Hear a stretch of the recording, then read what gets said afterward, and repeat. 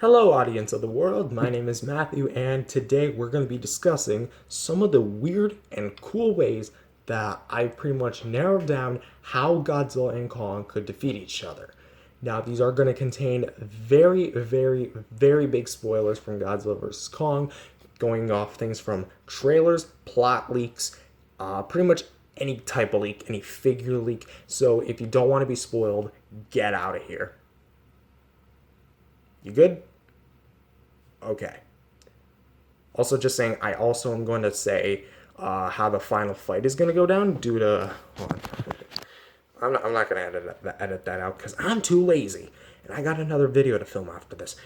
Anyways, what are we going to discuss here, like in terms of how they're going to defeat each other?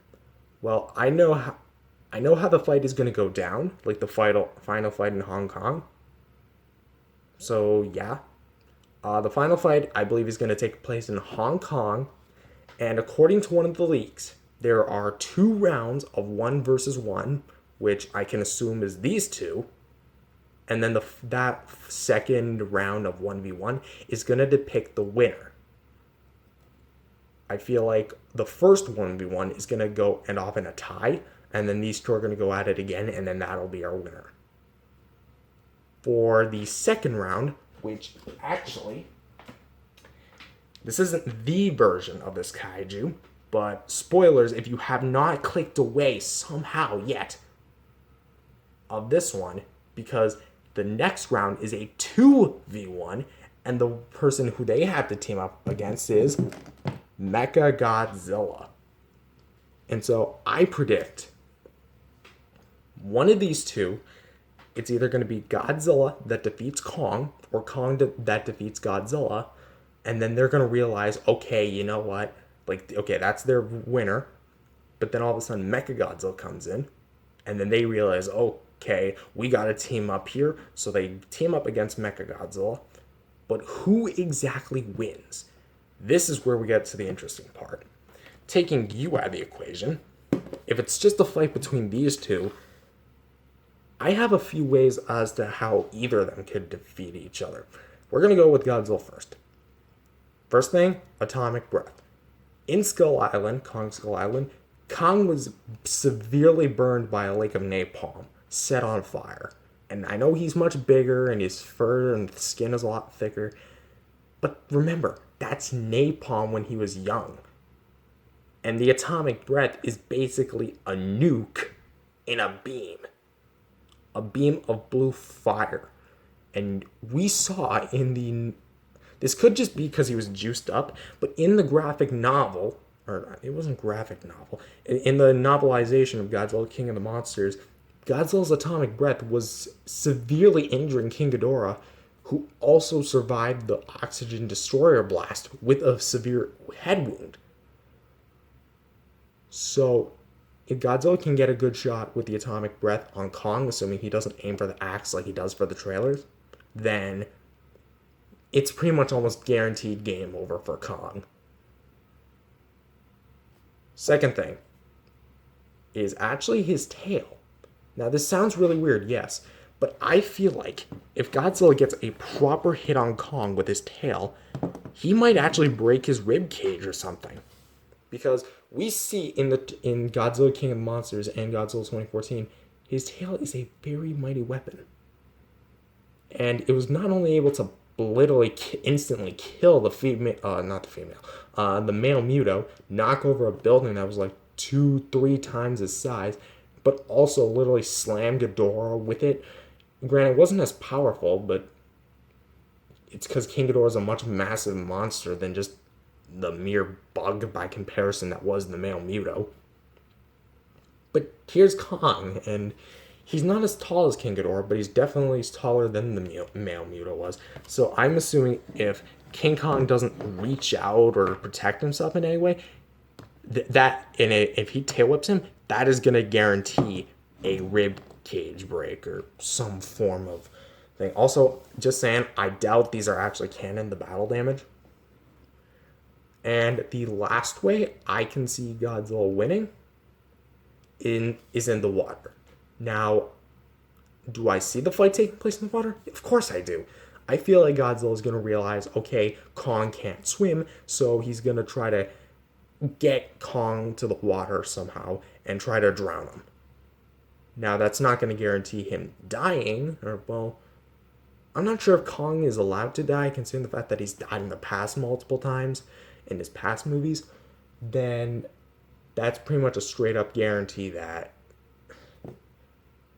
Okay. That's pretty much a straight up guarantee that Kong can die. But according to the contracts by legendary Warner Brothers and Toho, the makers of Godzilla, Godzilla cannot die.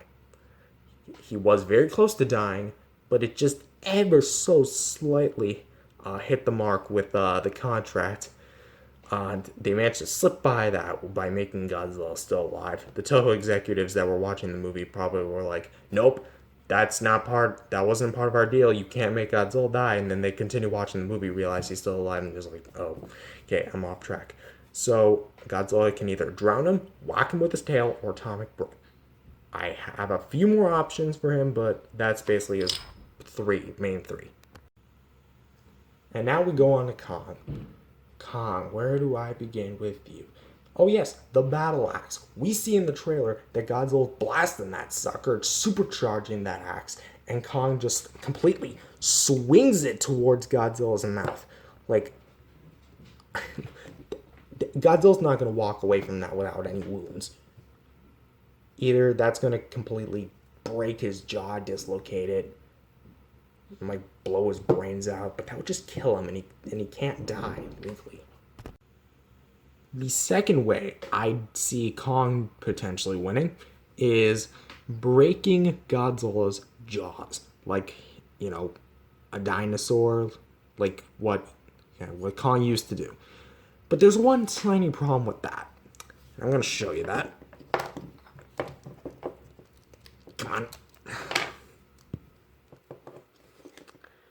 Do you not see the size of Godzilla's skull and head compared to Kong's single hand? If Kong wanted to, he could literally hold Godzilla's head, maybe crush it. Even though that would probably guarantee a kill, I'm not sure if that's something Kong would actually try to do.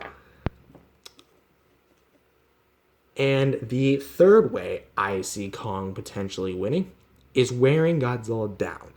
See, Kong is more agile and faster than Godzilla for a fact, at least on land.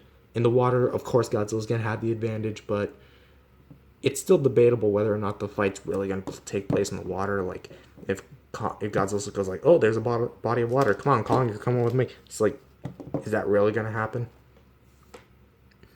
But I feel like Kong is gonna probably like run around the place doing like a hit and run, try like, okay, I can't run as fast as you. Ah, dang it, stop. Okay, I'm having too much fun with these things. It's not my fault. Toys are so much fun to play with.